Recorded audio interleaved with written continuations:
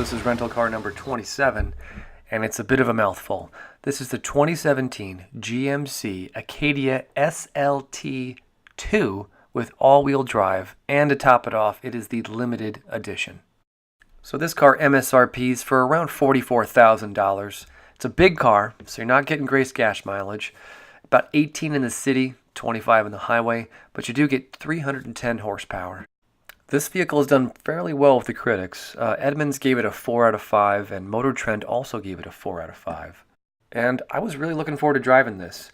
My day-to-day car is pretty small, so I really like the opportunity to get behind the wheel of something really massive like the GMC Acadia. I really like the look of this car. There's nothing really complicated about the exterior. You get very clean lines everywhere, and it kind of looks like someone took a Jeep Cherokee and just blew it up to a massive size. Lately, I'm not a real big fan of white cars. I drive a white car right now, although technically I think it's called Moon Glow. It's just way too hard to keep clean. So I like the way this looks, but probably because the rental place does all the washing for me.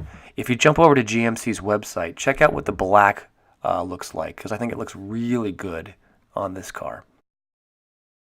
Let's jump inside and take a look at the interior. You get full leather here with a lot of great features to play around with.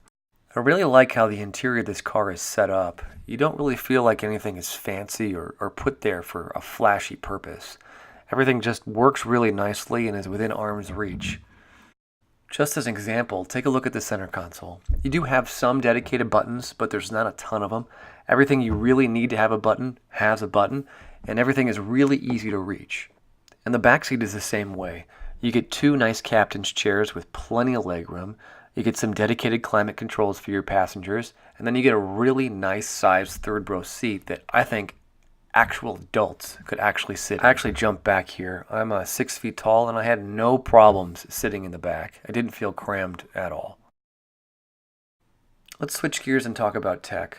I'm not expecting much from a GMC, but you do get a lot of fun things, and I'll talk about some of them. First, let's get rid of the negative.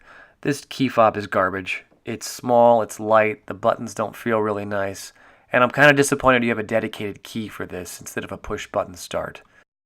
Also, the gauge cluster right here at the top of the steering wheel is a little bit old-fashioned. There's no digital screen to interact with, but I mean, it's nice. I like the red accents on it, and it's easy to view.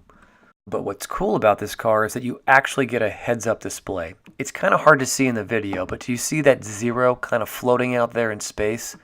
That's actually a screen that is projected out in front of the vehicle for you to view. It's kind of fun to play around with. You can see it here while I'm driving. You see that I'm going 6 miles an hour. That can't be right. I think maybe the camera's not picking up the speed. I'm probably going closer to 60. But you also get the digital temperature outside and then some other things about the vehicle, which is really fun. The downside is that, I mean, this is not a true heads-up display. It's actually a reflection from a camera that's just bouncing the image off the glass. So that means it's not always easy to see, and you're very limited as to where you can put this image in your view. And here's what the device looks like. It's just this small little cutout on the dash right behind the steering wheel. And here are the controls located to the right of the steering wheel for the heads-up display. You can move it up and down, cycle through a couple of screens, and control the brightness. So the heads-up display is a ton of fun to play with, but I don't want it to overshadow the center console because this touchscreen is actually pretty nice. There are dedicated buttons on the left and right of the screen, along with some really nice feeling knobs to help you navigate through all the menus. And there's some pretty cool apps on this one. You have weather, traffic, and some other mapping type applications. None of which, honestly, that I used. I mean, I rely on my cell phone pretty heavily when I drive these vehicles. But the screen is big and crisp and really easy to see in bright sunlight or late at night. And then up top, you do get dedicated buttons to turn on the lights, some buttons to control your garage door opener, and then your standard automatic dimmer from your rearview mirror, along with OnStar and 911. And then jumping back to the center console at the bottom, you do get a DC outlet right here, along with a USB connection. And I was a little disappointed to see that there's no electronic parking brake. You do get the old-fashioned pedal, which I'm just not a huge fan of. But in the back, on the back of the center armrest, your passengers do get a DC outlet right here and then 2 charging ports in the form of USB connections. Switching back to negative, you don't get the new fueling cap system. It's the standard twist-off cap, just like all the vehicles have been for the past couple of decades.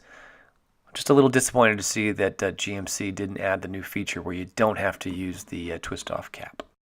Going back to positive, and this wasn't intentional, I didn't mean to go back and forth, you do get blindside detection on both the driver's side and passenger side view mirrors, which is something I would just insist upon in any new car that I buy. Especially in a big car like this, I just think it's essential to have this extra feature to keep you safe. Alright, so this is a big car, so we got to talk about storage. Let's start in the back. You get a very nice sized trunk space back here. This is with the third row seats up, and you still have plenty of room. I mean, I had no trouble hauling around my gear with the car in this position. You also get this additional compartment in the floor where there's actually plenty of space to store some odds and ends, and I really liked this feature. And if you need more space, collapsing the third row seats is super easy. I'm doing this first try, holding a camera in my hand, and I got the seats to collapse, in mere seconds. It really is that easy. And the result is a huge, huge storage space. This is just a quick view from the inside looking out. You can see, it's enormous. I think it's also worth mentioning that in the back you do get this power port right here, which I think is nice, just in case you have some toys in the back you want to plug in. And you also get these hooks right by the door, which I'm assuming you could use to sort of tie things down. I think it's a nice feature, but to be honest, if I owned this car, I highly doubt I would take advantage of it.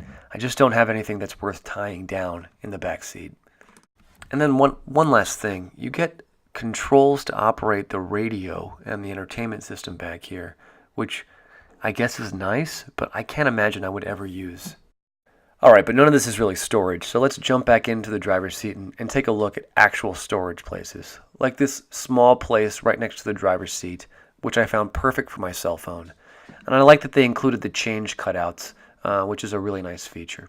This also has a sliding lid, so you can close it out and sort of hide all the garbage that you're storing in these two little spaces.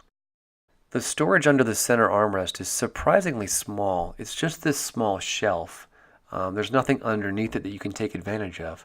But I kind of like this because I think I'd actually use it now that it's not such a deep, cavernous storage area. And I really like that this slides forwards and backwards just to give you a little bit more customization and make the vehicle comfortable. Another thing I really like is on top of the center console, you get this cutout space to store even more items. Honestly, I don't know why a lot of the minivans don't do something like this too. It's just a really nice extra spot to store some odds and ends. The glove box on this car is also pretty big. I think because this vehicle is so wide and long that they have extra space.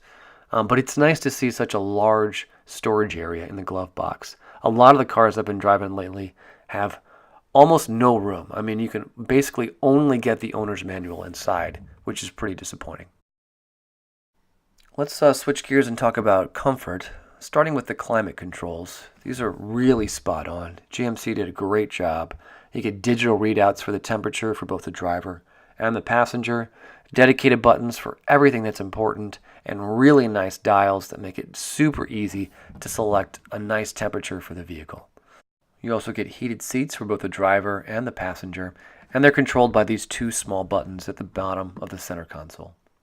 And I'm not sure this is technically comfort, but this button right here that says off actually controls the rear door, so you have a button to open and close it automatically. The driver's seat can be adjusted electronically. You have all the standard controls, up, down, recline, and then you also have lumbar support, which is really nice on those long trips.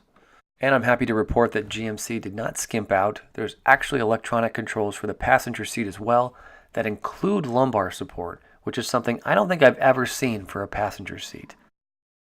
I think I mentioned this before, but the back seats are pretty comfortable. This is me in the captain's chairs, that kind of middle row seat. I'm 6 feet tall and I had plenty of room, no problems at all. These seats are really nice to sit in. They have armrests and are adjustable in a lot of different ways.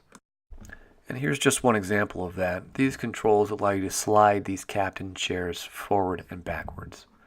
And another thing I think I've mentioned before, but I think bears repeating, is that your passengers do get dedicated climate controls at the back of the center armrest.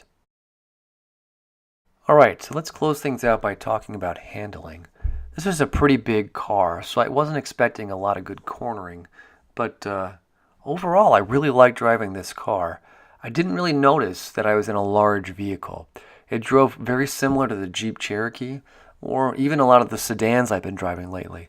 I didn't feel like I was drifting around corners, and I didn't really feel like I was driving a boat on the highway. I felt like I could change lanes fairly easily without having to worry about, bumping into somebody.